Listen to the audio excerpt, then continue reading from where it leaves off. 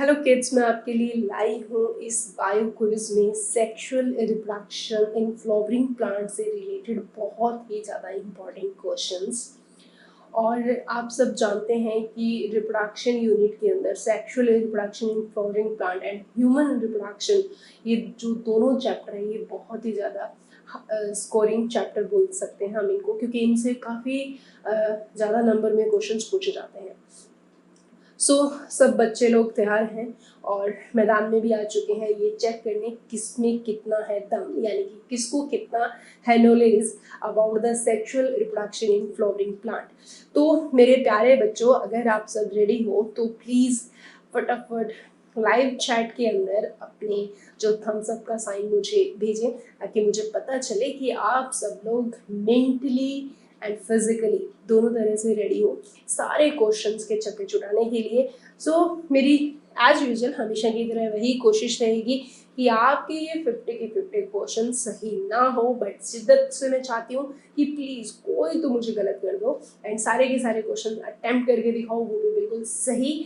ये नहीं कर सकते तो नेगेटिव मार्किंग करना प्लीज़ बंद कर दीजिए। नहीं क्वेश्चन आ रहा तो उसको स्किप करो और वो टॉपिक जो है, जो क्वेश्चन आपने छोड़ा है, उसको जाकर वापस से रिकॉल करो, रिवाइज करो। स्टूडेंट, हम लोग स्टार्ट करते हैं। काफ़ी थम्स अप आ भी चुके हैं। हाँ, power is the boost energy. Start करते हैं फर्स्ट क्वेश्चन से। पहला क्वेश्चन है pollination in water hyacinths and water lily, यानी कि दोनों ही एक्वेटिक प्लांट है, is brought about by the agency of. First option है बैट, वाटर, मोलस्कस, इंसेक्ट और विंड। आपका टाइम जो है बच्चा स्टार्ट हो चुका है। फटाफट अपना जो आंसर है लिख डालो लाइव चैट बॉक्स में। बता दो कितना नॉलेज है आपको, कितना जानते हो तुम वाटर साइंटिस्ट और वाटर लिली के बारे में। क्या पता है तुम लोगों को कि वो कैसे पॉलिनेशन करते हैं। ओके, वो इंसेक्ट एंड विंड के थ्रू करते हैं, पर मैंने आपको पहले ही आपके दिमाग में एक क्वेश्चन डाल दिया था कि दोनों ही कैसे प्लांट है, एक्वेटिक प्लांट है। तो भाई एक्वेटिक प्लांट आते मोस्ट ऑफ स्टूडेंट्स का ध्यान कहाँ जाएगा, दे आर थिंक कि वो वाटर के थ्रू ही पॉलिनेशन करते होंगे, बट ऐसा नहीं है। आपकी एनसीईआरटी ने बिल्कुल साफ और स्पष्ट शब्दों में लिखा है कि जो एक्वेटिक प्लांट है वो मतलब ऐसे मान के चलो कि उन्होंने लिखा है कि जो ऑल एक्वेटिक प्लांट जो है वाटर को एज ए पॉलिनेटिंग एजेंट के फॉर्म में यूज नहीं करते। Pollination by water is a quite rare in a flowering plant and it is limited about how many genera. बताना जरा कितने जेनरा तक। लो जी, एक और क्वेश्चन रेडी हो गया हमारे पास। एक स्टेटमेंट आपकी एनसीईआरटी में जिसने लिखा है pollination by water is a quite rare in a flowering plant. ठीक है, it is limited to about how many genera. उन्होंने लिखा है कि कितने जेनरा तक ही एक्वेटिक प्लांट पॉलिनेशन जो है वाटर के थ्रू करते हैं। बाकी के अंदर ये पॉइंट बड़ा ही रेयर है, वो मोस्ट ऑफ केस में विंड और इंसेक्ट का यूज करते हैं। आंसर आ रहा है 30 जेनरा। चलिए जी, फर्स्ट क्वेश्चन की शुरुआत अच्छे से हुई है। अब आते हैं सेकंड क्वेश्चन पे। अच्छे क्वेश्चन, आसान क्वेश्चन लाई हूँ, ऐसी बात नहीं है हर बार मैं ऐसे हार्ड लाऊंगी। मुझे पता है ये चैप्टर तुम लोगों ने बहुत अच्छे से क्लियर किया है। आपके सामने क्वेश्चन है कि attractants and rewards are required for. First option है हाइड्रोफिली, सेकेंड ऑप्शन है एनिमोफिली, थर्ड ऑप्शन है एंटेमोफिली एंड फोर्थ ऑप्शन है ऑल दी अबव। आपका टाइम जो है मेरे प्यारे बच्चों स्टार्ट हो चुके हैं। बता दो भाई किस लिए रिवार्ड्स और किस लिए अट्रैक्टिव होना जरूरी है प्लांट को।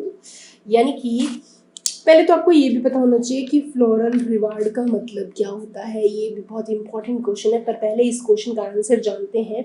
किसके लिए अट्रैक्टेंट एंड रिवॉर्ड्स रिक्वायर्ड है? एंटेमोफिली। मुझे एक बात बताना, एंटेमोफिली का मतलब क्या होता है? Entomophily means what? अरे वाह, क्या बात है, क्या बात है, बहुत ही अच्छी, बहुत ही ज़्यादा नॉलेजफुल। बिल्कुल, इतनी छोटी सी बात अगर तुम्हें नहीं पता होगी ना, तो सही में सीरियसली ऑनलाइन थप्पड़ ऐसे मारने का ऐसे कोई ना कोई सॉफ्टवेयर इन्वेंट करना पड़ेगा, ठीक है। बिल्कुल, यानी कि पॉलिनेशन अगर इंसेक्ट के थ्रू होता है, यानी कि मैं लिख देती हूँ, पॉलिनेशन बाय इंसेक्ट्स, ठीक है, तो उसको हम बोलते हैं एंटेमोफिली। तो हाइड्रोफिली मीन्स वाटर के थ्रू। चलो ये बता दो, एनिमोफिली किसके थ्रू करते हैं भाई? एनिमोफिली विंड के थ्रू करते हैं, ठीक है। तो ये टर्म्स भी अपने आप में आपके लिए बड़े अच्छे अच्छे क्वेश्चन हैं। चलिए आगे आते हैं थर्ड क्वेश्चन पे। In the majority of the angiosperm, first option है small central cell is present in the embryo sac, second है the egg has filiform apparatus, third है there are many antipodal cells, and fourth है reduction division occur in है megaspore mother cell. तो बता दो बच्चों, time जो है ना नहीं रुकता है, नहीं रुक रहा अभी भी, फटाफट देखो दौड़े जा रहा है, और सब अपने दिमाग की घोड़े सॉरी दिमाग के घोड़े जो है ना, उनको फटाफट दौड़ा के और आंसर जो है लाइव चैट में फटाफट फटाफट फटाफट आना चाहिए, उनके टाइम खत्म होने वाला है। और इसका सही आंसर है reduction division occur in the megaspore mother cell. NEET का क्वेश्चन रहा हुआ है ये, मेच्योरिटी ऑफ एंजियोस्पर्म के अंदर। भाई सीधी सी बात है, ये मियोसाइट्स है और इसके अंदर रिडक्शन डिवीजन मतलब मियोसिस तो होगा ही होगा, ठीक है। अब बाकी के जो रिजल्ट है, एंटीपोडल का बनना, फिलीफॉर्म एपैरेटस के पास एग का होना, एम्ब्रियो सैक के अंदर सेंट्रल सेल जो है वो प्रेजेंट होना, छोटी है या बड़ी है, ये यहाँ पे कोई मैटर नहीं कर रहा। तो यहाँ पे सबसे इंपॉर्टेंट चीज़ है कि रिडक्शन डिवीजन की प्रेजेंस। चलिए फिर नेक्स्ट आते हैं क्वेश्चन पे। Even in absence of pollinating agents, seed setting is assured in. First option है कोमेलिना, सेकंड है जोस्टेरा, थर्ड है साल्विया और फोर्थ है फिग।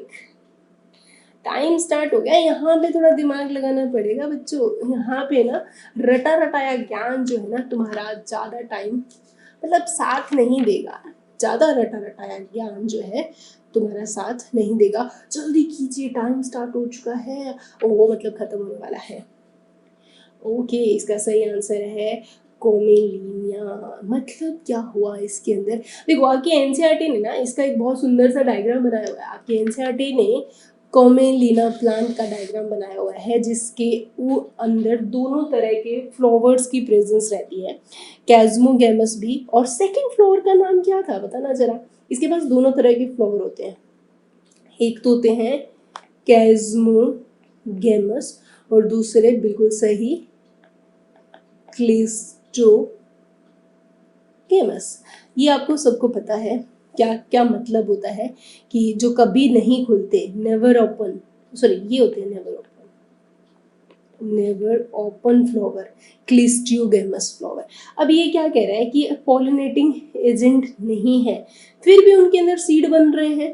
पक्का है सीड बनेंगे, किस फ्लावर की वजह से? क्लिस्टोगेमस फ्लावर की वजह से, क्योंकि यहाँ पे क्या कर लेंगे, ये कभी ओपन ही नहीं होते, तो इनके पास बहुत अच्छा सा रास्ता है, वो है सेल्फ पॉलिनेशन का, जिसके थ्रू ये इजीली सीड का बनना शॉर्ट कर सकते हैं।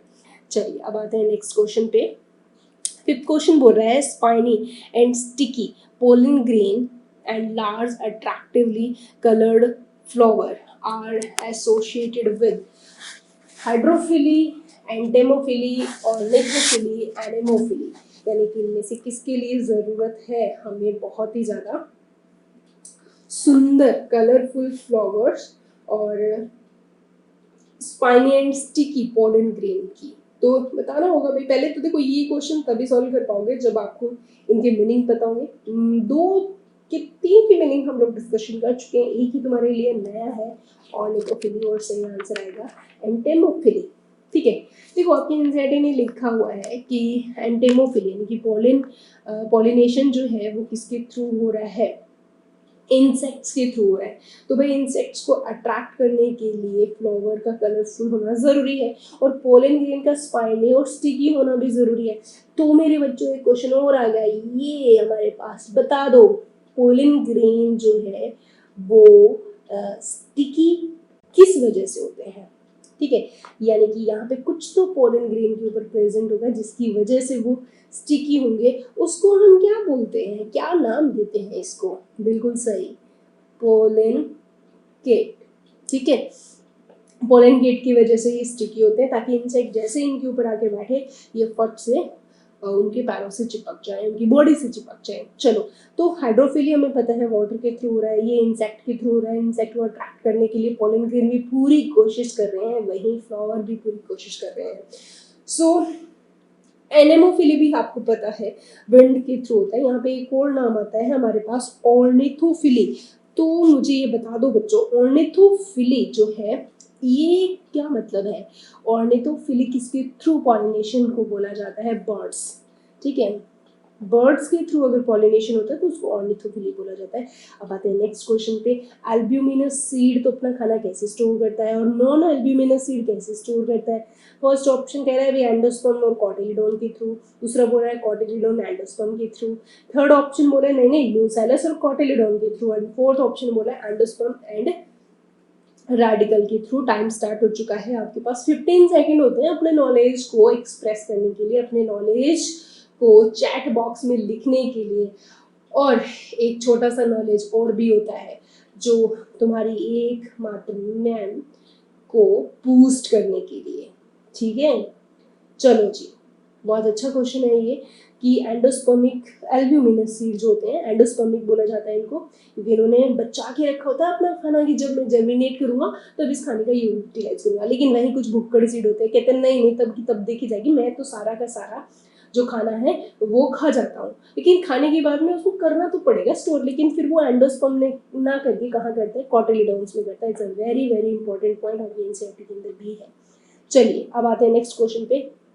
आइडेंटिफाई करना है कौन सा स्टेटमेंट रॉन्ग स्टेटमेंट किसके रिगार्डिंग? पोस्ट फर्टिलाइजेशन डेवलपमेंट के रिगार्डिंग।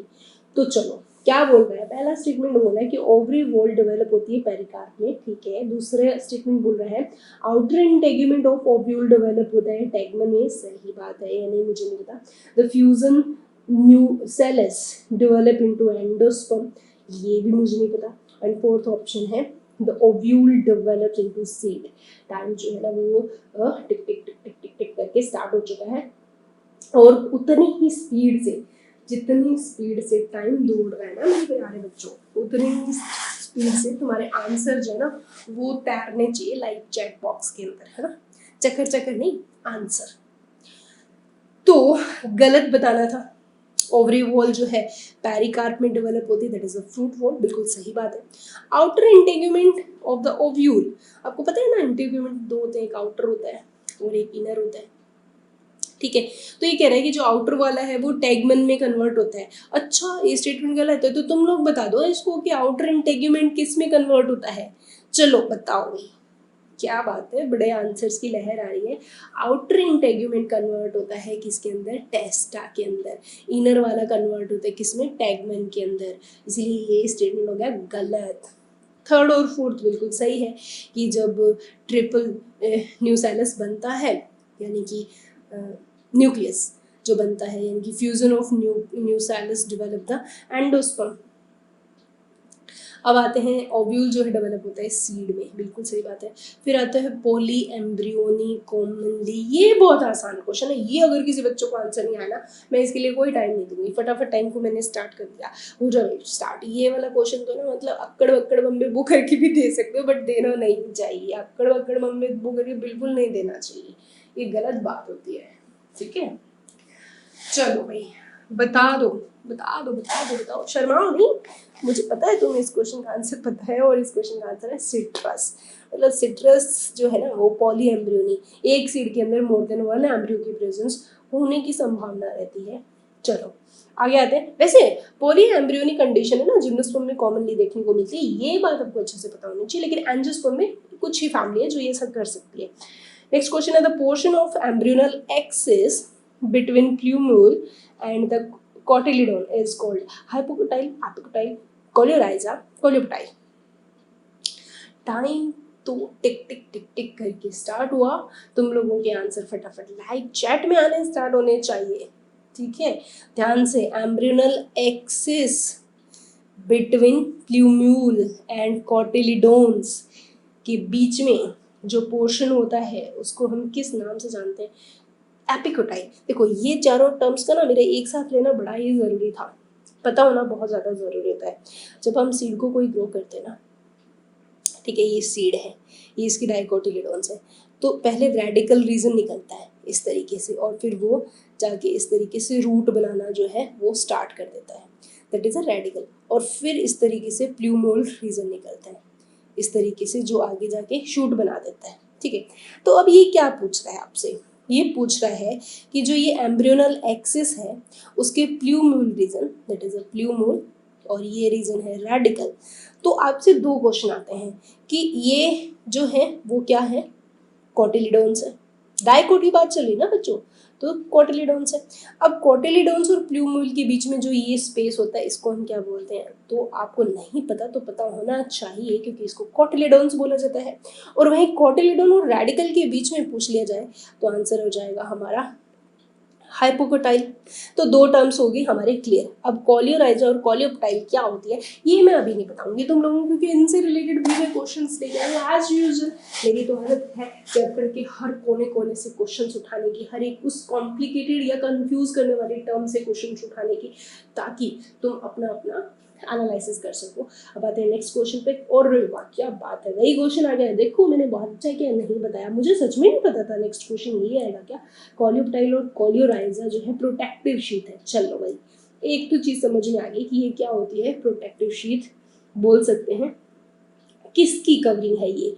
पहला ऑप्शन है प्ल्यूम्यूल और एपिकोटाइल की, दूसरा ऑप्शन है रेडिकल और प्ल्यूमूल की, थर्ड ऑप्शन है प्ल्यूमूल और रेडिकल की, एंड फोर्थ है रेडिकल और हाइपोकोटाइल की। अब तुम लोगों को हाइपोकोटाइल और एपिकोटाइल दो टर्म्स में तो कंफ्यूजन नहीं होगा, लेकिन फिर भी थोड़ा बहुत तो कंफ्यूजन होगा ही कि कॉलियोप्टाइल किसकी कवरिंग है, कॉलियोराइजा किसकी कवरिंग है।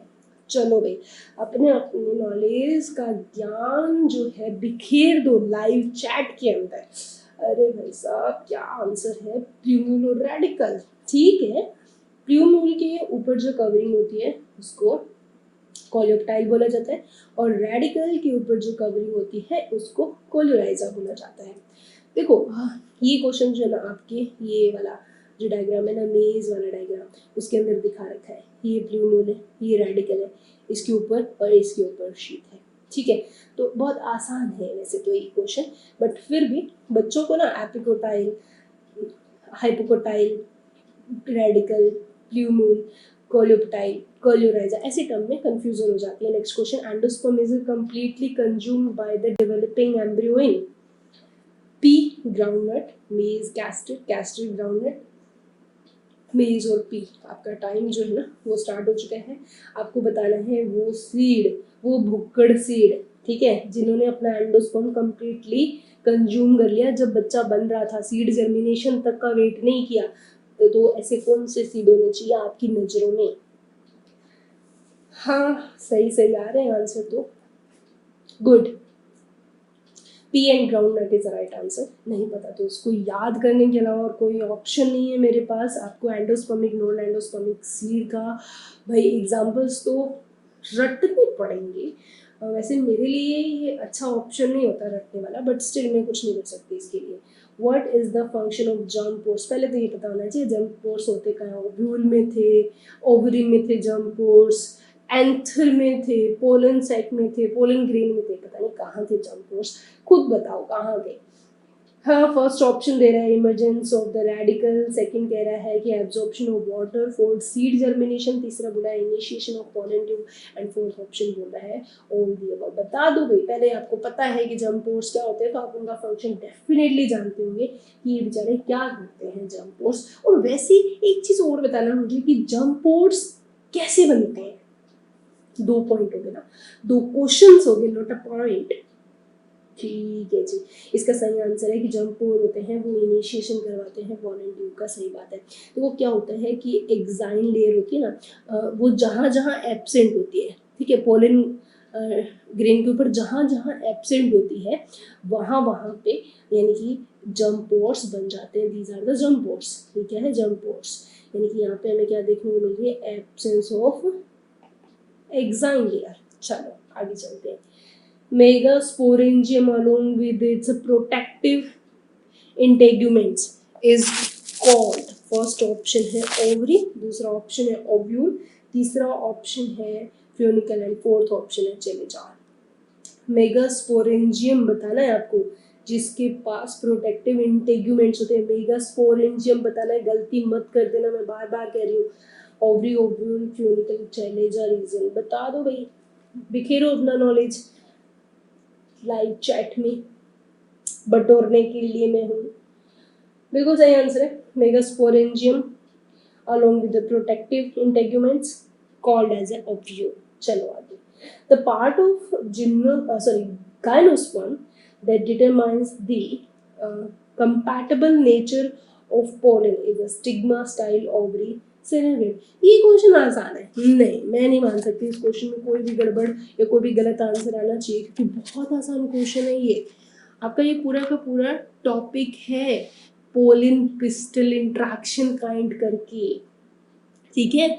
जब पोलन और पिस्टल का इंट्रैक्शन होता है तो कौन स्टिग्मा चिल्ला चिल्ला के बोल रहा होता है, वो रिकॉग्नाइज कर रहा होता है कि भाई साहब ये जो पोलन है वो राइट टाइप का है, दैट मीन कंपैटिबल है, और ये जो पोलन ग्रेन है वो रॉन्ग टाइप का है, that mean it is incompatible. ठीक है, तो कंपैटिबल और इनकम्पैटिबल पोलन ग्रेन्स को रिकॉग्नाइज करने के लिए कौन रिस्पॉन्सिबल होती है? स्टिग्मा रिस्पॉन्सिबल होती है। ये पोलन ग्रेन और ये पोलन ग्रेन, तो मतलब ये कंपैटिबल है, ये नहीं है। तो इस सारी चीज़ों की पहचान, यानी कि राइट टाइप पोलन ग्रेन की पहचान कौन कर रहा है? यहाँ पे स्टिग्मा कर रही होती है, ठीक है। और अगर रॉन्ग टाइप का आता है तो स्टिग्मा जो है वो उसको रिजेक्ट कर देती है, उसको जर्मिनेट नहीं होने देती है, उसको अपने पाँव पसारने नहीं देती है, मतलब ये तो अपने पाँव मतलब पोलन ट्यूब बना देता है और ये जर्मिनेट नहीं हो पाएगा। It is a very very important topic जिसके बारे में आपको नॉलेज होना बहुत ही ज़रूरी है। चलो, मैं इस टॉपिक से रिलेटेड एक बड़ा अच्छा सा क्वेश्चन मैं भूल गई थी पूछना, लेकिन जब पोलन पिस्टल इंट्रैक्शन की बात चल रही है तो मुझे बता दो कि pollen pistol interaction is a which kind of phenomena. ठीक है, मतलब आपकी एनसीईआरटी ने लिखा है ये किस तरह की फिनोमिना है और कैसे मेडिएटेड होती है, किसके थ्रू मेडिएटेड होती है। तो पोलन पिस्टल इंट्रैक्शन लिखो लिखो लिखो, विच टाइप ऑफ प्रोसेस। हाँ, क्योंकि इसमें बहुत सारे इवेंट्स होते हैं, रिकॉग्नाइज करना, रिजेक्ट करना, जर्मिनेट होने देना, जर्मिनेट नहीं होने देना, that mean it's a dynamic process होती है। और किसके थ्रू मेडिएटेड होती है बच्चों? भाई सारा खेल तो केमिकल है, कीमोट्रॉपिक मूवमेंट की कहानी तुम सब लोग जानते हो। ये दो बड़े शानदार क्वेश्चंस आते हैं पोलन पिस्टल इंट्रैक्शन के थ्रू, जो अक्सर नहीं पढ़ना पसंद करते बच्चे, आई डोंट नो किस लिए। चलो आगे। A dicotyledonous plant bear flower but never produce fruit and seed। ये क्या बात हुई? The most probable cause for the above situation, पहला बोल रहा है कि प्लांट जो है डायोसियस है and bear only pistillate flower, दूसरा बोल रहा है कि प्लांट डायोसिएट है और दोनों तरह के स्टेमिनेट और पिस्टिलेट फ्लावर है। प्लांट जो है मोनाशियस है, plant is a dioecious and bear only staminate flower. चलो बता दो, टाइम स्टार्ट है। ध्यान से पढ़ना है इस क्वेश्चन को, ऐसे अल्लाह वल्लाह मत पकड़ो में वो कर देना भाई। यहाँ पे थोड़ा सा ना ऐसे टर्म्स जो है ना वो ऐसे तुम्हें पागल बनाने के लिए जरूर दी गई है, बट तुम तो मेरे बहुत ज़्यादा होनहार बच्चे हो, ठीक है। अच्छा बताओ बताओ बताओ बताओ इस क्वेश्चन का आंसर क्या है? ओके ठीक है, देखो प्लांट जो है डायोशियस है और सिर्फ एक ही तरह का, वो भी कौन सा? स्टेमिनेट फ्लावर है। देखो पिस्टिलेट होता तो कोई दिक्कत ही नहीं थी, वहां तो सीड और फ्रूट बन जाता क्योंकि ये तो फीमेल फ्लावर है, ठीक है। जो मेल फ्लावर है वहां पे कैसे सीड और कैसे फ्रूट, है ना? नहीं है। तो मेरे जो होनहार बच्चे हैं, इनमें से कितने बच्चे हैं जो अपने नाम के आगे ये लगाना चाहते हैं? डिया डॉक्टर, कितने? और क्या बात, जल्दी जल्दी बताओ ना, कितने लगाना चाहते हैं? सब लगाना चाहते हैं, तो गलती मत करो, ठीक है। एक गलती, एक क्वेश्चन गलत मतलब एक पेशेंट गया। चलो next question, in a fertilised embryo sac the haploid diploid और ट्रिप्लोइड, ओ माय गॉड तीनों ही पूछ लिया इसने, N 2N एंड 3N। बता दो भाई कौन कौन से स्ट्रक्चर मिलेगी ये, वो भी फर्टिलाइज्ड एम्ब्रियो सैक की बात चल रही है, अकड़ बक्कड़ में मत करना, एक क्वेश्चन मतलब एक पेशेंट मार दिया तुम लोगों ने। So synergid, zygote and primary endosperm nucleus, synergid antipodal and polar nuclei, third है antipodal synergid and primary endosperm nucleus, और फोर्थ है synergid polar nuclei and zygote. Time जो है ना वो ऐसे पंख लगाकर दौड़ रहा है और तुम्हारे आंसर जो है रॉकेट की स्पीड से आ रहे हैं। ओ माय गॉड क्या बात है, क्या बात है। ऐसे लग रहा है मैं थोड़े ही दिनों में ना बायोलॉजी छोड़ के शायरी करने लग जाऊंगी, वो भी ऐसी बड़ी ही उठपटांग। ओके इसका सही आंसर है, वेरी गुड, सिनर्गिड जाइगोट और प्राइमरी एंडोस्पर्म न्यूक्लियस, PEN। देखो ये बोल रहे हैं फर्टिलाइज्ड एम्ब्रियो सैक है, ठीक है, इनकी फर्टिलाइजेशन हो चुका है।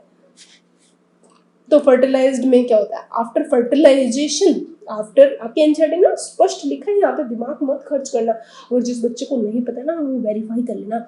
उन्होंने लिखा है कि आफ्टर फर्टिलाइजेशन जो है ना सिनर्गिड सेल जो है, हाँ एंटीपोडल तो जैसे जैसे पॉलन ट्यूब नीचे आती है ना तब डिसअपियर हो जाती है। पॉलन ट्यूब को यहाँ पे गाइड करने के लिए सिनर्गिड और फिलीफोमा एपैरेटस की प्रेजेंस होती है। तो आफ्टर फर्टिलाइजेशन सिनर्गिड सेल्स जो है वो डिसअपियर होंगे, डीजनरेट होंगे। उससे पहले ये N है, ये 2N है, और सॉरी 2N लिखना था, ये 3N है। आते हैं नेक्स्ट क्वेश्चन पे, which plant will lose its economic value if its fruit are produce by parthenocarpy. अरे वाह मेरे बच्चा, पहले तो तुम मुझे पार्थेनोकार्पी का मतलब समझा दो क्या होता है, उसके बाद में इस क्वेश्चन का आंसर देना। पार्थेनोकार्पिक क्या है और इस क्वेश्चन का आंसर क्या है। ग्रेप है, पोमेग्रेनेट है, ऑरेंज है, बनाना है।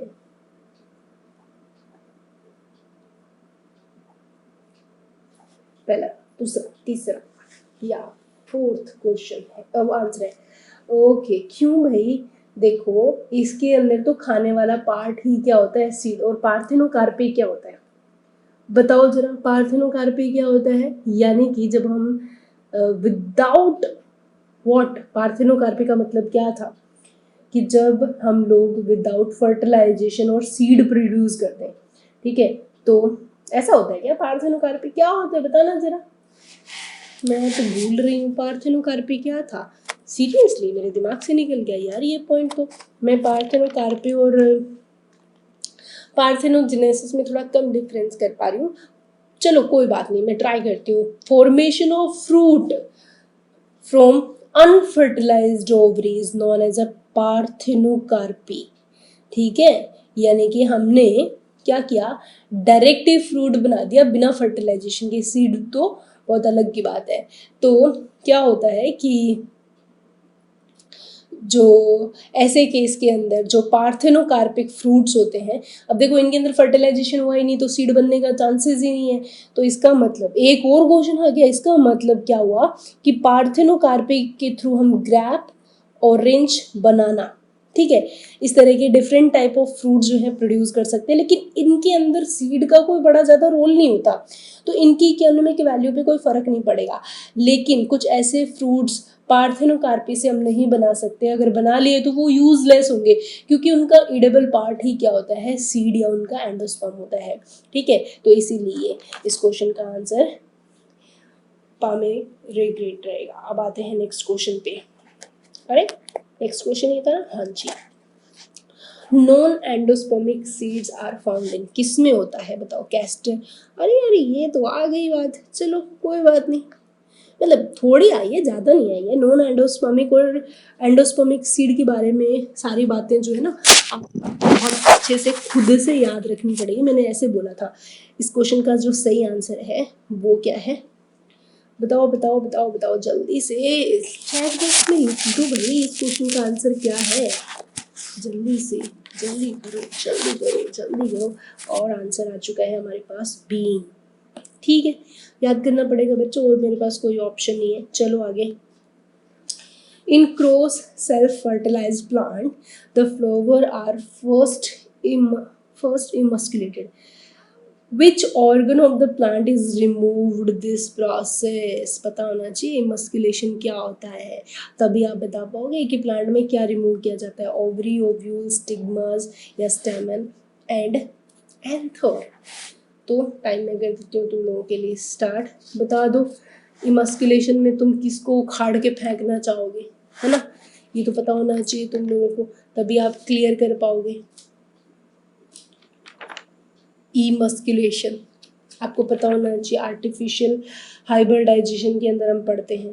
टाइम ख़त्म हो चुका है, हम आर्टिफिशियली कैंची के थ्रू काटना पसंद करते हैं, किसको काटना पसंद करेंगे, स्टेमन्स को या एंथर्स को, ताकि वो सेल्फ पॉलिनेशन ना कर सके और जो हम चाहते हैं पॉलन ग्रेन आके गिरे स्टिग्मा पे उसी को। और उसके लिए इमस्कुलेशन के साथ साथ दो टेक्निक होती है, इमस्कुलेशन और दूसरी टेक्निक क्या होती है, आर्टिफिशियल हाइब्रिडाइजेशन के लिए लिखना मेरे प्यारे बच्चों। अगर हमें सेल्फ पॉलिनेशन को रोकना है तो इमस्कुलेशन के साथ साथ या कोई अनवांटेड पॉलिन ग्रेन आके ना गिर जाए, जो हम चाहते हैं वही गिरे, इसके लिए आपको दो टेक्निक की जरूरत होती है, एक होता है इमस्कुलेशन, दूसरी टेक्निक कौन सी होती है जरा बताना मुझे। बैगिंग। चलो आगे, अब आते हैं नेक्स्ट क्वेश्चन में। नेक्स्ट क्वेश्चन में लिखा है formation of individual through fusion is called amphimixis, apomixis, pollination, dehiscence. आपका टाइम जो है बच्चों स्टार्ट हो चुका है। यहाँ पे इंडिविजुअल का फॉर्मेशन करना है थ्रू फ्यूजन, इस फिनोमिना को क्या बोलेंगे, एम्फीमिक्सिस, एपो, पॉलिनेशन, डेहिसेंस। बड़ा ही दो क्लोजली पॉइंट है, बस एक ही पॉइंट पे आके एक दूसरे से सेपरेट हो जाते हैं, तो वो पॉइंट आपको क्या है पहचानना है, आपको बताना है कि सही आंसर है इसका एपोमिक्सी। ठीक है, एक्चुअली क्या है ना, एम्फोमिक्सी जो है वो एक तरह का एसेक्सुअल रिप्रोडक्शन होता है, ठीक है, किसके अंदर, फ्लावरिंग प्लांट्स के अंदर। ठीक है, अब एपो का मतलब ही होता है विदाउट किसके, मिक्सिंग ऑफ गैमेट्स के। ठीक है, तो उस ड्यूरेशन के अंदर एपोमिक्सी के अंदर बिना किसी गैमेट फ्यूजन के न्यू इंडिविजुअल बन जाता है, उसको हम एपोमिक्सिस के बोला जाता है। एम्फीमिक्सिस का मतलब होता है जो सेक्सुअल रिप्रोडक्शन के दौरान इवेंट्स होते हैं वो सारे, यहाँ पे दोनों गैमेट जो है आपस में फ्यूज होते हैं, जायगोट बनता है, एम्ब्रियो बनता है, देन आगे कन्वर्ट होता है सीड के अंदर। तो वो सारी के सारे फिनोमिना जो है एम्फीमिक्सिस के अंदर हमें देखने को मिलती है। पॉलिनेशन और डेहिसेंस आप जानते हो, इस तरीके से जो है हम देखते हैं कि यहाँ पे अगर क्वेश्चन में आता है फ्यूजन हो रहा है थ्रू फ्यूजन, तो आप एम्फीमिक्सिस करोगे, और विदाउट फ्यूजन अगर आता तो हम एपोमिक्सिस करते हैं। चलिए अब आते हैं नेक्स्ट क्वेश्चन पे। At the time of anther dehiscence, first option है middle layer develop fibrous thickening, second है एपिडर्मस डीजनरेट्स, थर्ड है endothecium develops fibrous thickening, and fourth option है एंडोथीसियम डीजनरेट। तो एंथरडेहिसेंस पे क्वेश्चन है बच्चों, आपको पता होना चाहिए एंथरडेहिसेंस के टाइम पे क्या होता है, तो ब्रस्टिंग होगी। ठीक है, तो ब्रस्टिंग कैसे हो पाएगी और कैसी लेयर में होगी, मतलब एंथर वॉल जो है ना उसमें ब्रस्टिंग होगी, तभी तो पॉलन ग्रेन बाहर रिलीज हो पाएंगे, और वो ब्रस्टिंग एंडोथीसियम क्या है उनके अंदर फाइबर्स जो है उनके अंदर थिकिंग होगी, तभी जाके वो उनके अंदर ब्रस्टिंग होगी। चलिए अब आते हैं नेक्स्ट क्वेश्चन पे। The insect pollinated pollen grain tapetum help in the development of, first option है स्पोरोपोलिनी, थर्ड है सेल्यूलोज, सेकंड है सेल्यूलोज, थर्ड है पैकेटिन एंड फोर्थ है pollen kit. The insect pollinated pollen grain tapetum उनकी किस तरीके से हेल्प करती है। अरे अच्छा सा क्वेश्चन है, ये तो बहुत आसान क्वेश्चन है यार, ये तुम लोगों को आना चाहिए, इसके ऊपर हम लोगों ने डिस्कशन किया था अभी थोड़े टाइम पहले। हिंट दे रही हूँ तुम लोगों को बैठ के खुद को गलत करने के लिए। पॉलन किट बिल्कुल सही है। अगर इंसेक्ट पर अभी में हम लोगों ने एक लास्ट क्वेश्चन सॉल्व किया था जिसमें देखा था कि फ्लावर जो था वो कलरफुल था और पॉलन ग्रेन जो है वो स्पाइनी थे, वर्नी थे, ताकि वो जल्दी से इंसेक्ट पे चिपक सके। तो टैपेटम जो है ना बड़ी इंपॉर्टेंट लेयर होती है एंथर वॉल की, जो पॉलन किट का फॉर्मेशन करती है। अब आते हैं नेक्स्ट क्वेश्चन पे। In a seed of maize, scutellum is considered as a cotyledon because it first option है प्रोटेक्ट द एम्ब्रियो, सेकंड है contain food for the embryo, third है absorb food material and supply them to the embryo, and fourth है convert itself into a monocot leave. चलो बता दो भाई, seed of मेज के अंदर स्क्रूटेलम को हम एज ए कोटिलिडोन की तरह कंसिडर करते हैं, क्योंकि वजह क्या हुई कोटिलिडोन बोलने की स्क्रूटेलम को?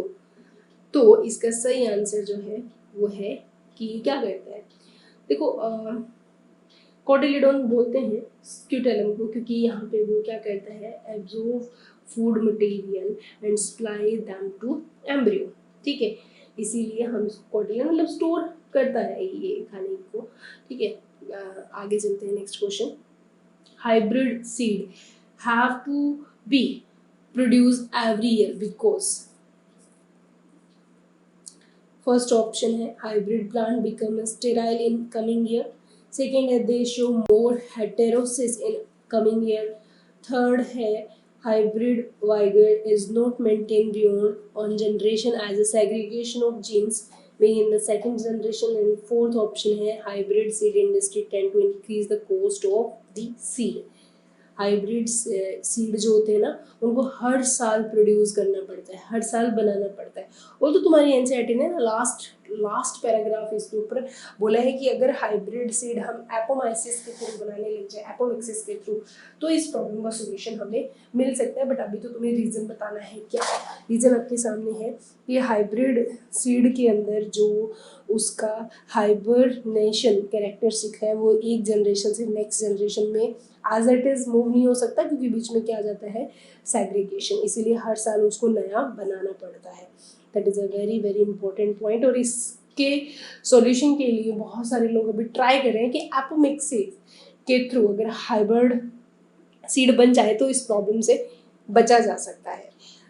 अब आते हैं नेक्स्ट क्वेश्चन पे, unisexuality of flowers prevents, first option है geitonogamy but not xenogamy, second है autogamy and not geitonogamy, third है autogamy but not geitonogamy, fourth option है बोथ जियोटेनोगेमी एंड जीनोगेमी। तो मेरे प्यारे बच्चों, यहाँ पे ना ये इतने ताम झामी ये से सारे वर्ड पॉलिनेशन के बारे में ही लिखा है, आपको मीनिंग पता होना चाहिए पॉलिनेशन का, तो मतलब तुम यानी कि पॉलिनेशन के टाइप्स का मीनिंग पता होना चाहिए, तो आप इस क्वेश्चन का आंसर दे सकते हो। यानी कि आपको पता होना चाहिए ऑटोगेमी क्या होता है, जियोटेनोगेमी क्या होता है और जीनोगेमी क्या होता है। तो यूनिसेक्सुअलिटी जो है ना वो किसको प्रिवेंट करेगी, ऑटोगेमी।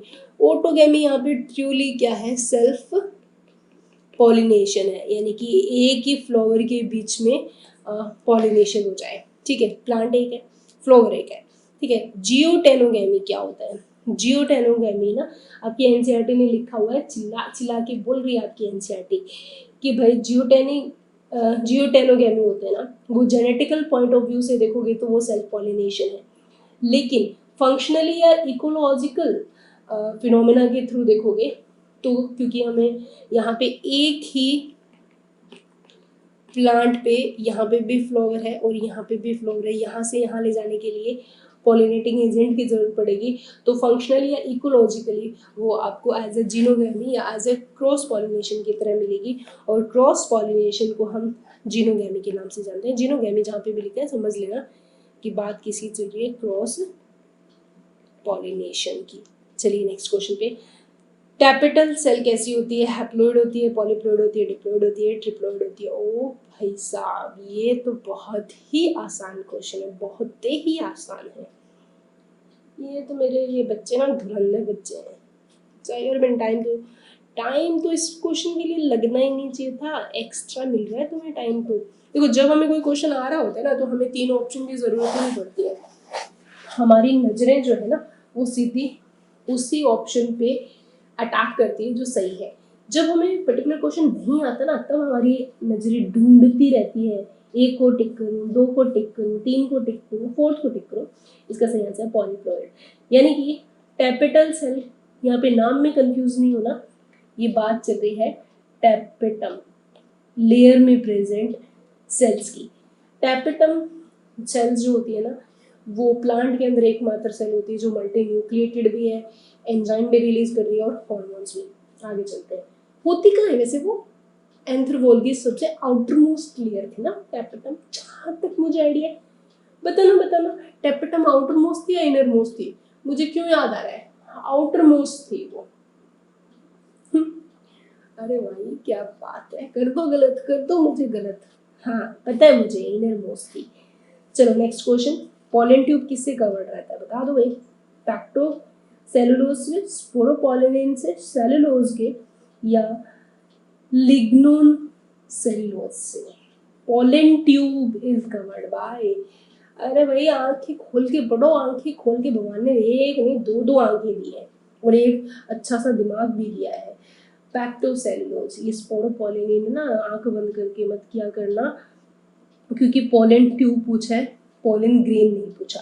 ठीक है, तो pollen tube basically intine layer से बनती है और इंटाइन लेयर किसकी बनी होती है? पैक्टोसेलुलोज की। अभी ये तो तुम्हें पता होगा ना, कॉमन सेंस, कॉमन पॉइंट, दो लेयर होती है, एक तो थी एक्साइन लेयर और एक थी इंटाइन लेयर। एक्साइन लेयर जो होती है स्पोरोपोलिनेन की, इंटाइन बनती है पैक्टोसेलुलोज की। स्पोरोपोलिनेन जहाँ नहीं होगा वहीं से तो इंटाइन जो है वो ऐसे बाहर निकलेगी, तो पोलन ट्यूब जो है वो बनी होती है इंटाइन की, इंटाइन बना होता है पैक्टोसेलुलोज का।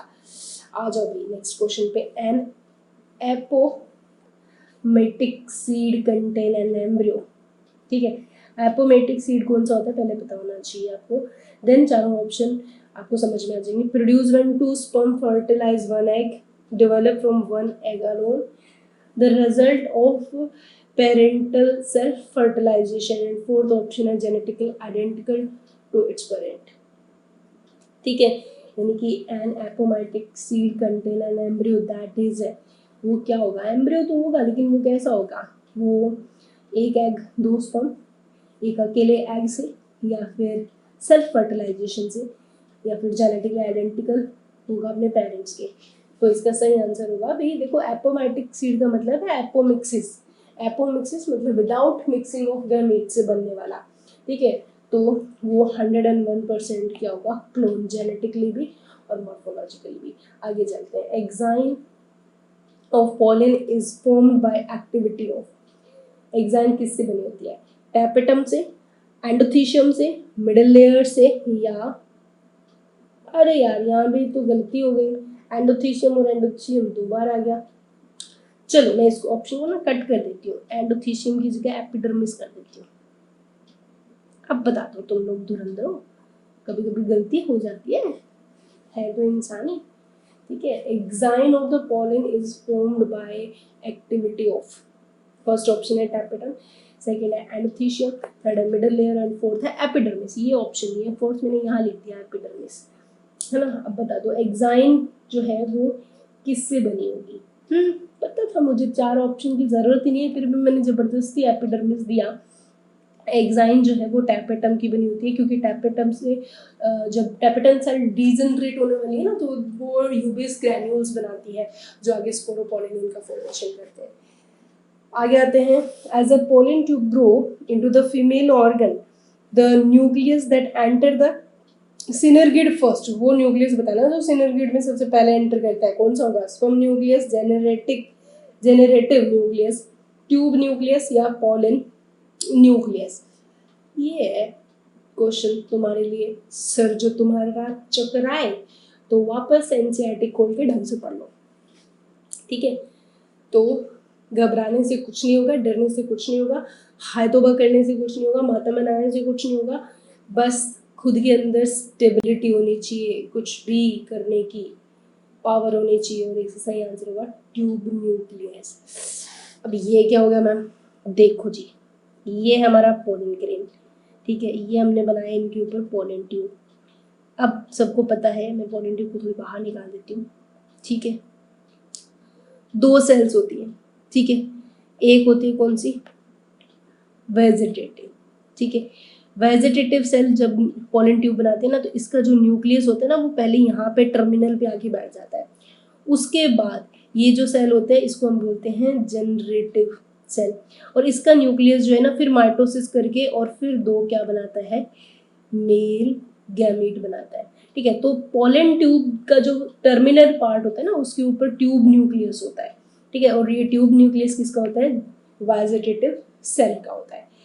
ठीक है, समझ में आ गई तो प्लीज यार कुछ तो अच्छा सा कुछ तो भेजो मुझे, है ना, जो मेरी एनर्जी को थोड़ा बूस्ट करते हैं ना। चलो चलो आगे next question.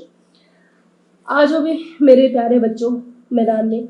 If the diploid number of an angiospermic plant is 24, the number of chromosome in the pollen grain बताना है भी, एंडोस्पर्म में और इंटेग्यूमेंट्स में। फटाफट बता दो यार, यहाँ पे तो मुझे ज़्यादा दिमाग लगाने मतलब ज़्यादा टाइम देने की, ऑप्शन पढ़ के थोड़ा टाइम को बढ़ाने की। देखो मैं 4 ऑप्शन इसलिए पढ़ती हूँ, मुझे पता है तुम्हारे पास आंखें, तुम खुद से पढ़ सकते हो, लेकिन जब मैं 4 ऑप्शन पढ़ती हूँ तो तुम्हें थोड़ा बहुत कोई 2-4 सेकंड एक्स्ट्रा मिल जाता है, ठीक है। बाकी चीटिंग करने वाले बच्चों को कोई फर्क नहीं पड़ता, वो तो ऊपर जो चल रहे हैं ना लाइव चैट में आंसर, उनको देख देख के धड़ा आंसर कर रहे होते हैं। ऐसे बच्चों को मैं कुछ नहीं कर सकती, है ना, जो देख देख के आंसर दे रहे हैं। कब तक देंगे वो बेचारे गरीब बच्चे देख देख के आंसर, क्योंकि अभी तो लाइव चैट चल रहा है। जब पेपर होगा ना तुम्हारा नीट का, तब लाइव चैट नहीं चल रही होगी, जब तो तुम्हारी अकेलों की चैट चल रही होती है। कर लेना चीटिंग अपने आप से। अच्छा पहले वाला का ए लिखा है तो दूसरे वाले का भी ए लिख देता हूँ, है ना, करते रहना वहाँ पे, तो इसका सही आंसर आ जाएगा।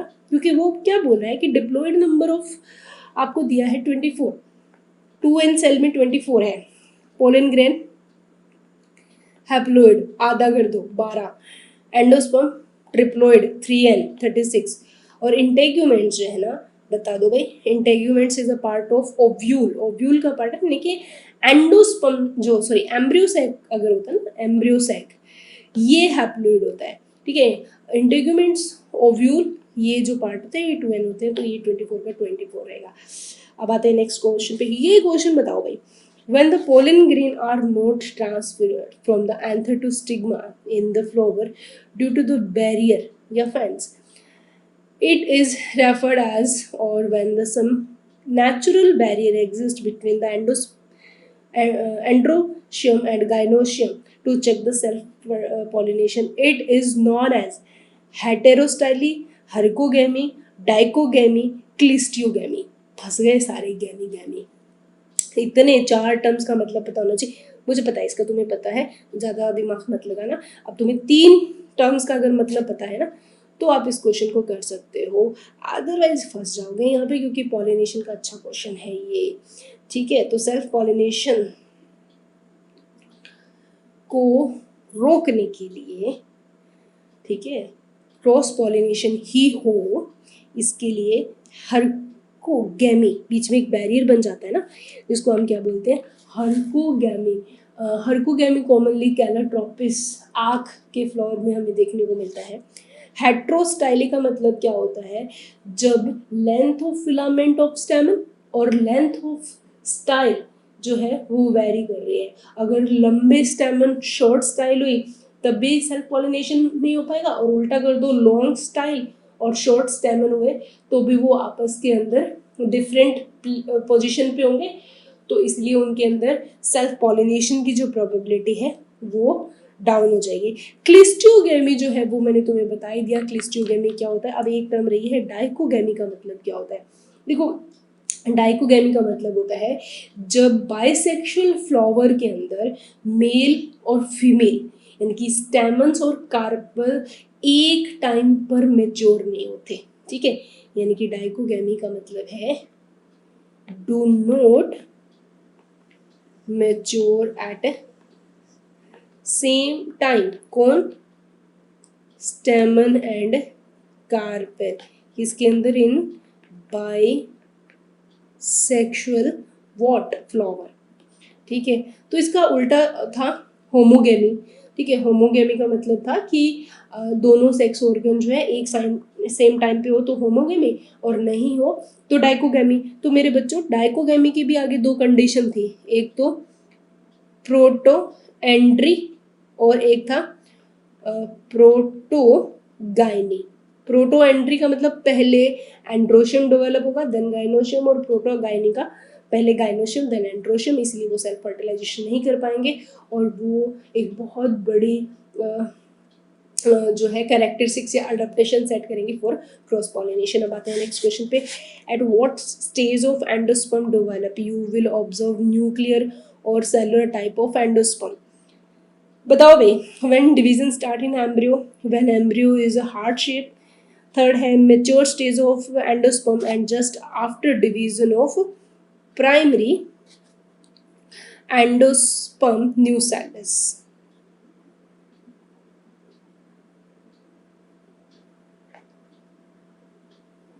ठीक है, प्राइमरी एंडोस्पर्म न्यूक्लियस।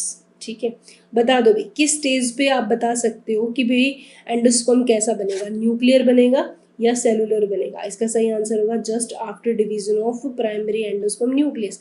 आपको पता है ना, ये वाला स्टार्टिंग जब डायग्राम बनाते हैं, ठीक है, ये हमारा क्या हो गया, जाइगोट। ठीक है, और ये हो गया हमारा प्राइमरी एंडोस्पर्म न्यूक्लियस। अब जाइगोट तो आगे देखो पता है आपको, डिवाइड हो के बड़ा होता जाएगा। ठीक है, लेकिन ये जो है ना, इसके पास दो रास्ते हैं, एक तो सिर्फ न्यूक्लियर डिवीजन करता रहे और एक न्यूक्लियस के साथ साथ साइटोप्लाज्म में भी डिवीजन करता रहे। तो ये कैसा डिवीजन करेगा, अगर इसने अनइक्वल डिवीजन कर दिया तो हेलोबियल बन जाएगा। ठीक है, तो fourth is the right answer. A non nutritive structure पहचाननी है, tapetum, endosperm, integuments and palisade parenchyma. पर ये तुम्हें पता होना चाहिए पैलिसेड पैरेन्काइमा का क्या मतलब होता है ना, फोटोसिंथेसिस पढ़ के आए हुए हो तुम लोग, है ना। प्लांट एनाटॉमी भी की हुई है, लीफ एनाटॉमी भी देखी हुई है।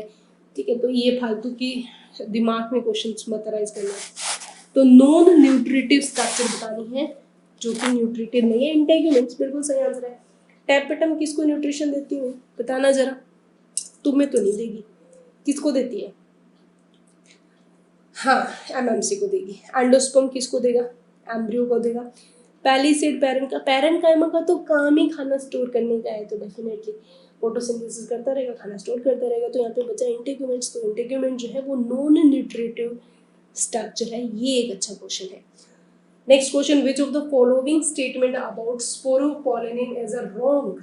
रॉन्ग बताना है किसके, किसके perspective, which of the following statement about sporopollenin के लिए रॉन्ग कौन सा है। पहला है exine is a form of sporopollenin. Second, sporopollenin is not degenerated by any known enzymes. Third, sporopolin occur in the area of germ pores only. Fourth, sporopolin can withstand high temperature and strong acid. भाई गलत बताना है, सही मत बता देना। ठीक है, गलत फड़ फड़ के क्वेश्चन बोलता है कि प्लीज गलत स्टेटमेंट आइडेंटिफाई करो, स्पोरोपोलिन के बारे में सही नहीं, गलत गलत गलत। आंसर जो है ना सही सही सही आना चाहिए, और मेरे लिए भी कुछ अच्छा अच्छा अच्छा होना चाहिए। ओके ओके ओके, आंसर है third, sporopollenin occur in area of germ pores only, जबकि ऐसा नहीं होता। स्पोरोपोलिन जहाँ नहीं होता वहीं पे जर्म पोर्स बनते हैं, दैट्स व्हाई ये गलत है। ये सही है, एग्जाइन बनता है, कभी भी किसी एंजाइम से डिजनरेट नहीं हो सकता, इसीलिए इनका फॉसिल लॉन्ग टाइम तक देखा जा सकता है। कोई टेम्परेचर, कोई एसिड, कोई एंजाइम स्पोरोपोलिन को नहीं तोड़ सकता, क्योंकि ये सबसे हार्डेस्ट जो है ऑर्गेनिक मटेरियल है। अब आते हैं नेक्स्ट क्वेश्चन पे। स्टेटमेंट में ट्रू, सच्ची बात बतानी है। एंडोस्पर्म जो होता है वो लाई करता है below the epidermis. Fusion of egg with the male gamete जो है एपोगैमी कहलाएगी। सिनरगेड हैप्लॉइड होती है, और point at which funicle attach to the ovule उसको रैफी बोलते हैं। बता दो भाई चार में से कितने स्टेटमेंट सही है। पहला ए और डी, दूसरा ए और बी, तीसरा सी और D, and fourth A and C. बता दो, चलो भाई दिमाग के घोड़े दौड़ाओ, आंसर की स्पीड बढ़ाओ इन लाइव चैट, और मेरी एनर्जी को भी बढ़ा दो प्लीज। ये बिना गए काम होना चाहिए, मुझे ऐसे थोड़ा बताया करो कैसे लग रहे हैं क्वेश्चन, कैसे कैसी फीलिंग आ रही है। ठीक है, अच्छे लग रहे हैं क्वेश्चंस, अच्छी वाली फीलिंग आ रही है उन्हीं बच्चों को जिनके क्वेश्चन सही हो रहे हैं, जिनको ऐसे लग रहा है अरे वाह क्या मैम अपने अकॉर्डिंग तो लाई है, बड़े हार्ड क्वेश्चन, हमारी तो चुटकियों का खेल है। जिनका भाई टॉपिक क्लियर नहीं है उनके लिए आसान क्वेश्चन भी बहुत हार्ड होंगे, और वो क्विज अपने आप ही मजेदार नहीं होगी, क्योंकि उनके आंसर उनको नहीं आ रहे होंगे। तो इसका सही आंसर है ए एंड सी, यानी कि पहली बात सही है और थर्ड बात सही है। एंडोथीशियम जो होती है बिल्कुल एपिडर्मिस के नीचे होती है, सिनर्गिड हमेशा हैप्लॉइड होती है। गलती क्या है, फ्यूजन को हम एपोगैमी नहीं बल्कि सिनगैमी बोलते हैं, और उसको रैफी नहीं बोलते। आगे आते हैं नेक्स्ट क्वेश्चन पे, which one is surrounded by callose wall. ये बड़ा आसान क्वेश्चन है। Male gamete, pollen grain, egg, microspore, mother cell. ये तो चुटकियों का आंसर है, मतलब चुटकियों का, बच्चों का खेल है ये क्वेश्चन, बच्चों का खेल है। तुम डॉक्टर बनने वाले हो ना, तुम बच्चे नहीं रहे हो, तुम बूढ़े होने वाले हो, डॉक्टर लग जाएगा और डॉक्टर बनते बनते ठीक है और भी बूढ़े हो जाओगे। तो इसका सही आंसर जो है वो माइक्रोस्पोर मदर सेल है, ठीक है, क्योंकि यही फिर आगे चार वो बनाएगी क्या, माइक्रोस्पोर, जो आपस में बंद रहेंगे। चलो भी आगे question, remnants of the nucellus present in seed are called pericarp, peridium, endosperm, perisperm. सारे पेरी पेरी से हो गए ये तो भाई। स्पर्म, स्पर्म, पेरिकार्प क्या होता है, पेरिडम क्या होता है, एंडोस्पर्म क्या होता है, पेरिस्पर्म क्या होता है। तो भाई आपको बताना है कि बचा खुचा रिमेनेंट्स ऑफ द न्यूसेलस, सीड के अंदर बच गया, ऐसे तो नहीं बचता लेकिन कभी कभार भूल से बच जाता है, तो उसको हम क्या बोलते हैं, perisperm is the right answer. NCERT में गिवन है, अंडरलाइन कर लेना, नहीं पता तो पता होना चाहिए था कि वैसे तो न्यूसेलस डीजनरेट हो जाता है पूरा का पूरा, बट फिर भी कुछ केसेस के अंदर सीड जो है उसमें न्यूसेलस की प्रेजेंस रहती है, और उसको फिर हम पेरिस्पर्म के नाम से जानेंगे after fertilisation. Which one of the following statement regarding post fertilization development in a flowering plant incorrect ढूंढना है।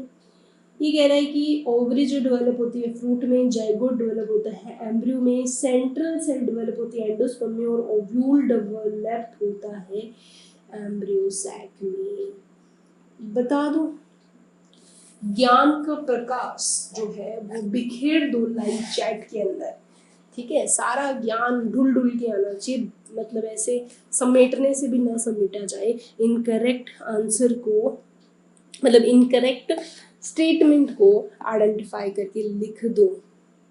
सही आंसर है बिल्कुल, ये बात सही है, ये सही है, ये सही है, ये गलत थी। ओव्यूल जो है ना वो एम्ब्रियो सैक में डेवलप नहीं होते। कौन होता है बताना जरा, एम्ब्रियो सैक में फिर ओव्यूल नहीं होता तो फिर कौन होता है, कौन डेवलप होता है, फंक्शनल मेगास्पोर।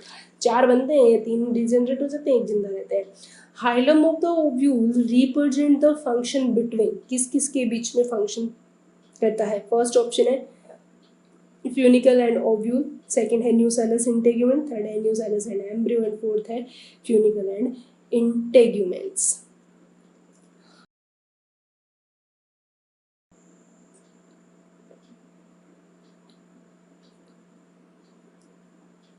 बता दो जल्दी जल्दी जल्दी जल्दी, इस क्वेश्चन का आंसर आ जाना चाहिए मेरे पास। ओके, तो इसका सही आंसर है the hilum of ovule represent the function between funicle and ovule. ठीक है, इस क्वेश्चन का आंसर वही बच्चे कर पाएंगे जिसको एनाट्रोपस ओव्यूल का डायग्राम पता होगा। अब एनाट्रोपस ओव्यूल जो है वो आपके एनसीईआरटी में सुंदर सुंदर डायग्राम दिए हुए हैं, आपको क्लियर होना चाहिए ओव्यूल के सारे पार्ट्स, तब आपके लिए ये क्वेश्चन बहुत ही आसान रहेगा। नेक्स्ट आते हैं, double fertilisation result in production of. Double fertilisation के लिए तुम्हें क्या करना पड़ेगा, हैप्लोइड जो है न्यूक्लियस बनाना पड़ेगा, डिप्लोइड, ट्रिप्लोइड या टेट्राप्लोइड। टाइम हो गया आपका स्टार्ट।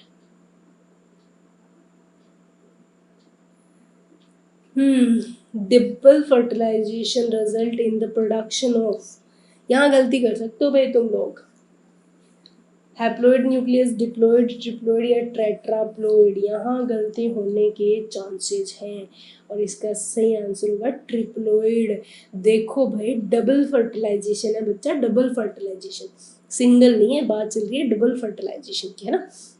तो देखो बच्चों क्या होता है डबल फर्टिलाइजेशन के अंदर, दो फर्टिलाइजेशन हो गए। पहला तो बहुत आसान है, एग और मेल गैमीट का बनना और zygote, that is a not a double fertilisation, single fertilisation, normal fertilisation.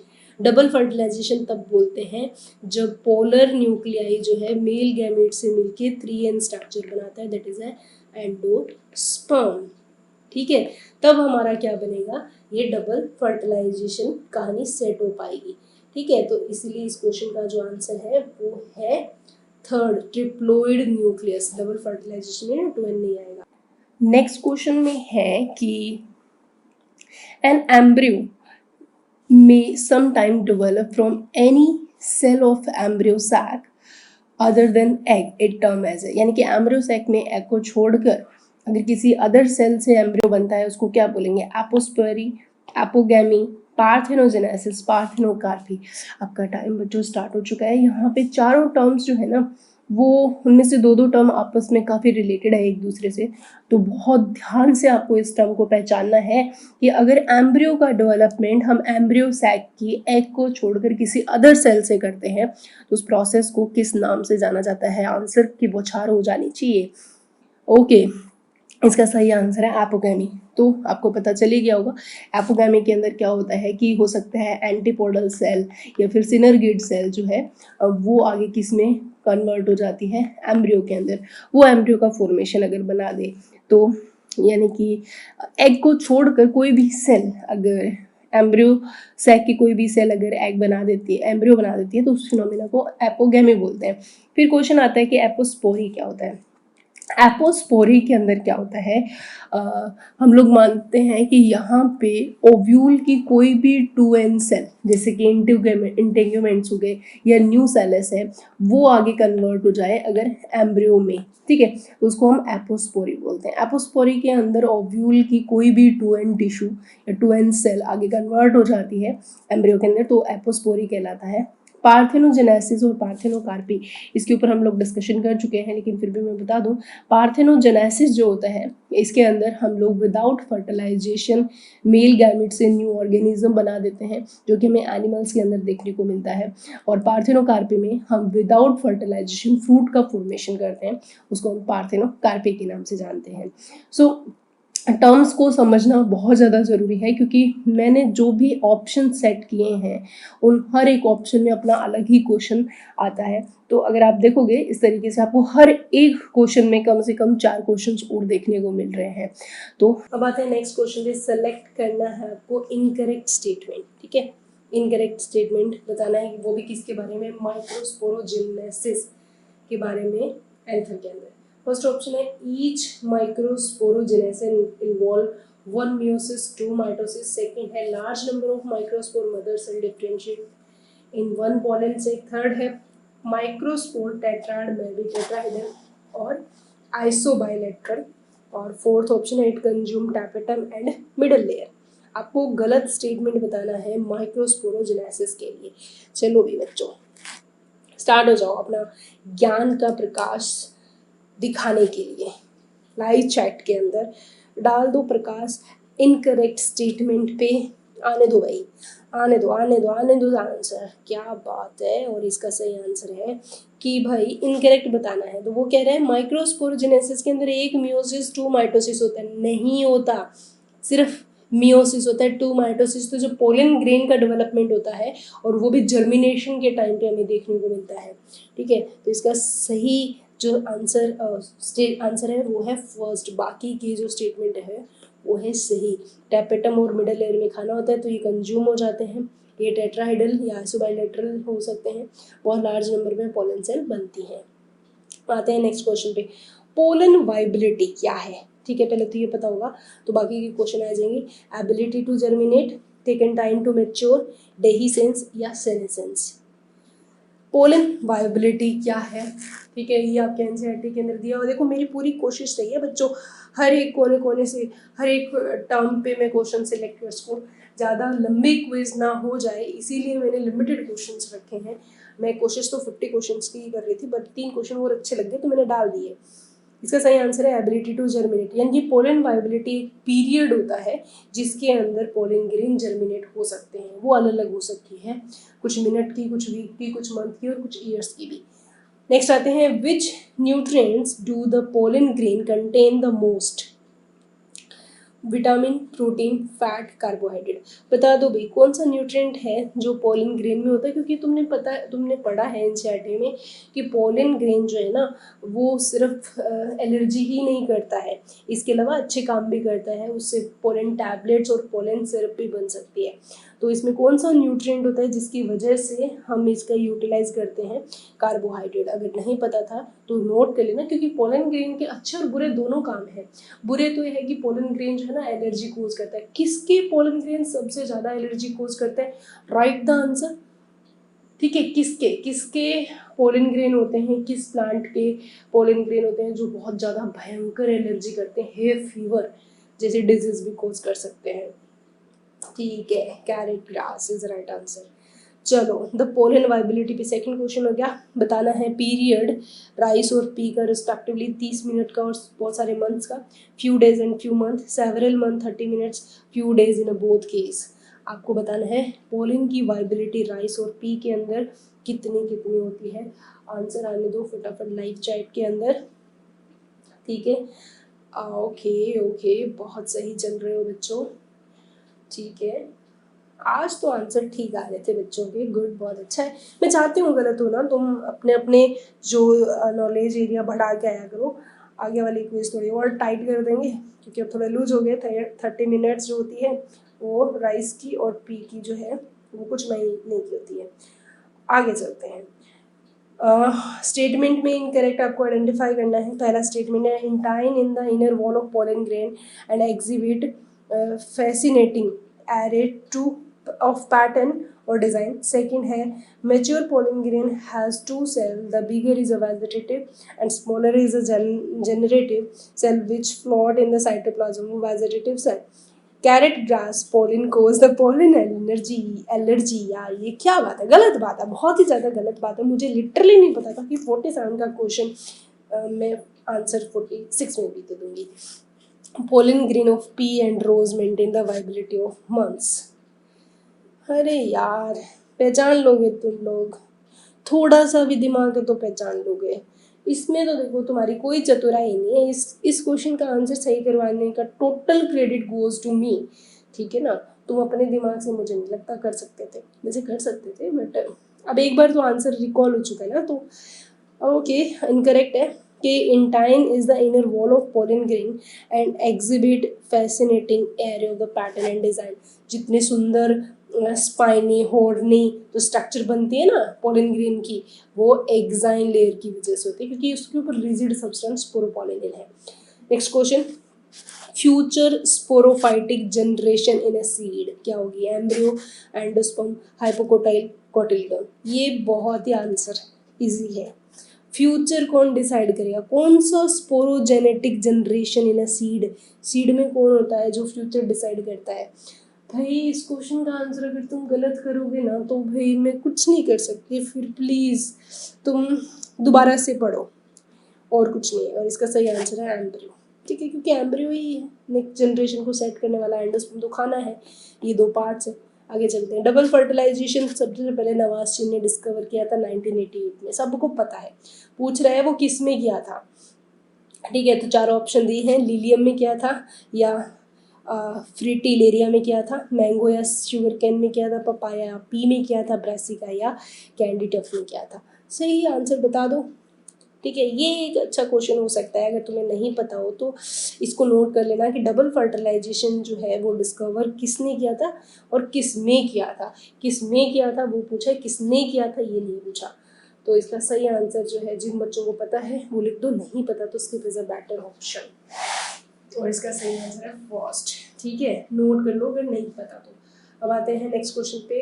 Eight the aleurone layer in maize grain is specially rich. क्या होता है उसमें? Lipid, starch, protein, enzyme, oxygen. Time start हो चुका है, बता दो। एलिरोन लेयर बता ना, एलिरोन लेयर की फ्लोइडी कितनी होती है ये भी बता देना इसके साथ। कितनी फ्लोइडी होती है? एलिरोन लेयर जो होती है ना मेज के अंदर, वो कुछ इस तरह यार, मैं क्या डायग्राम बनाया अंदा सा, कोई बात नहीं। ये लेयर होती है जो कि एंडोस्पर्म को, मतलब यहाँ पे खाना बना रहता है, उसके चारों तरफ एंडोस्पर्म के दोनों चारों तरफ ये एलिरोन लेयर होती है, प्रोटीन रिच होती है ये। और एलिरोन जो सेल्स होती है उनकी फ्लोइडी एंडोस्पर्म की तरह 3n होती है। Next question, in fully organized Polygonum type of embryo sac what is the ratio of haploid, diploid और ट्रिप्लॉइड सेल? पॉलीगोनम टाइप दिया है एम्ब्रियो सैक का, उसके अंदर बताओ हैप्लॉइड, डिप्लॉइड और ट्रिप्लॉइड न्यूक्लियाई का रेशियो क्या होता है। फर्स्ट 610, 601, 313, 323 और इसका करेक्ट आंसर फटाफट से लाइव चैट में राइट कर दीजिए। ओके, जल्दी जल्दी जल्दी जल्दी जल्दी जल्दी। क्या होगा भाई इस क्वेश्चन का आंसर। यहाँ पे ना तुम्हें पॉलीगोनम दे के हो सकता है पागल बना रहा हो, ठीक है। नॉर्मली जो एम्ब्रियोसाइट में तुम देखते हो ना, वो पॉलीगोनम टाइप ही में देखने को मिलता है। तो उसके अंदर कौन कौन सी स्ट्रक्चर होती है? 3 तो एंटीपोडल होती है, एक पोलर होती है, एक एग और 2 सिनर्गिड होते हैं, ठीक है। तो ये 3 तो होगी एन और 3 ये होगी एन, तो मतलब 3 एन, तो टोटल 6 तो होते हैं एन, तो यहाँ आ जाएगा 6। डिप्लॉयड हम 1 मान के चलते हैं और ट्रिप्लॉयड तो आफ्टर फर्टिलाइजेशन होगी 0, तो इसका फर्स्ट आंसर हो जाएगा। Next, which one of the following statement, फिर से गलत पकड़ना है, बता दो भी। Intine is a made up of cellulose and pectin. Second, vegetative cell जो है लार्जर होती है जनरेटिव से। Pollen grain some plant remain viable for month. And fourth option है pollen grain is shed at 2 cell stage double fertilization does not take place. Wrong statement बताना है, गलत नहीं, गलत नहीं बताना, मतलब सही नहीं बताना, गलत बताना है, क्या ही बोल रही हूँ, रॉन्ग स्टेटमेंट बताना है बच्चों। देखो तुम्हारी एनर्जी की कमी है, ये मेरी कमी नहीं है, मैं क्या बोल रही हूँ। तुम लोगों ने मुझे एनर्जी नहीं दी, मुझे नहीं पता कैसे लगे क्वेश्चन, तुम लोगों को अच्छे लग रहे हैं तो प्लीज आफ्टर आफ्टर जब आफ्टर क्विज, जब क्विज कंप्लीट हो जाती है उसके बाद में जब तुम अपना स्कोर वहाँ पे मेंशन करते हो कितना सही कितना गलत, हाँ ऑल दो ये काम बहुत कम बच्चे करते हैं मुझे पता है, लेकिन जो पैशनेट है ना वो करेगा, 101% करेगा, क्योंकि उसको मतलब एक टीचर की नज़रों में आना है, ठीक है, ताकि वो उसके ऊपर नज़र रख सके, ठीक है, और ईमानदारी से करेगा, ठीक है।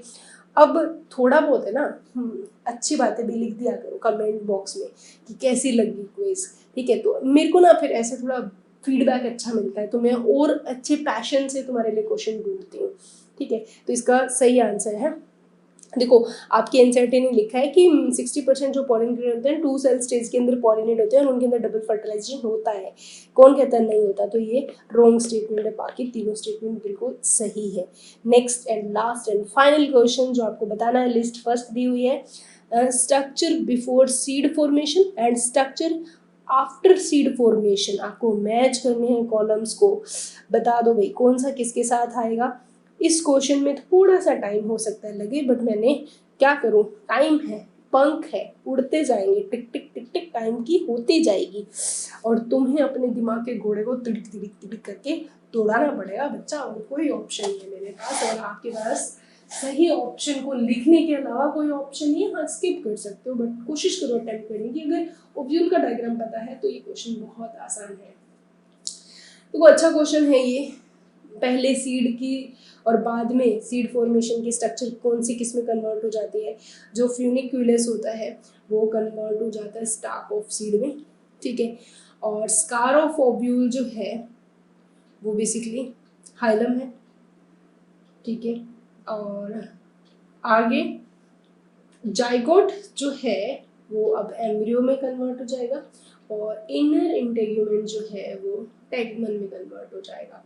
तो इसी क्वेश्चन के साथ हमारी जो बायो क्विज है कंप्लीट होती है। और सब बच्चे एक काम अच्छे से क्या करो, जो भी आपने अटेम्प्ट सही किए हैं, गलत किए हैं, स्किप किए हैं, प्लीज़ उसका ब्यौरे रखा करो, ताकि मुझे थोड़ा आइडिया रहे कि आप लोग क्वेश्चन इतने लेवल पे गलत कर रहे हो मेरे छाटे हुए क्वेश्चंस में। इन क्वेश्चन में कुछ आसान क्वेश्चंस भी डालती हूँ मैं, ताकि तुम लोगों का मोरल डाउन ना हो। इसका मतलब ये नहीं है कि तुम ये सोचो कि हम बहुत ज़्यादा वो इंटेलिजेंट पर्सन हो गए। अनडाउटेडली अगर आपका कॉन्सेप्ट बहुत स्ट्रॉन्ग है तो आपको कितने ही हार्ड क्वेश्चन दे दिए जाएँ आपके लिए वो बहुत आसान होंगे, ठीक है। बट फिर भी कोशिश किया करो जो कर रहे हो वो सही करो, ठीक है, क्योंकि यही एटीट्यूड होता है आपका जो आपको डॉक्टर बनने के लिए, प्रिपरेशन के लिए बहुत ज़्यादा ज़रूरी है रखना। तो बच्चों मिलते हैं नेक्स्ट क्विज में एक नए टॉपिक के साथ, तब तक के लिए stay happy, keep study, thank you.